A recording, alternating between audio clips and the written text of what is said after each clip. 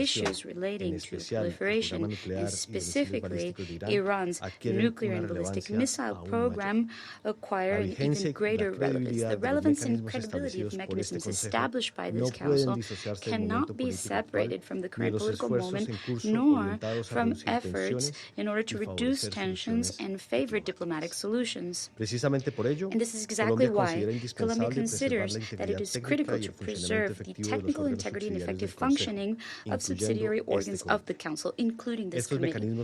These mechanisms carry out a fundamental role by providing objective inputs that are verifiable and based on evidence and that guide the deliberations of the Council in a more constructive terrain and one that is less exposed to differing interpretations. Colombia regrets the persistent difficulties that have prevented the Council from operating with the necessary regularity and predictability, specifically the lack of progress when it comes to choosing a panel of experts. These limitations do not just reflect the divisions that this Council is experiencing, they also directly affect its capacity to act effectively in the face of risks that affect international peace and security. In the midst of growing tensions and geopolitical fragmentation, preserving the operational capacity of these mechanisms is even more critical. Last, my country considers that it is equally important to preserve a balanced approach when it comes to the implementation of the Iranian sanctions regime. These measures should contribute to risk mitigation and also to the creation of conditions that are appropriate in order for political solutions to advance. In the current context, where we continue to see efforts toward dialogue, mediation, and diplomatic contact in order to reduce tensions, it is even more important to preserve the multilateral architecture built by this Council and to avoid the weakening of mechanisms designed to build confidence and contribute to de-escalation. There is no sustainable solution to existing concerns that is outside of diplomacy, international law, or multilateral cooperation.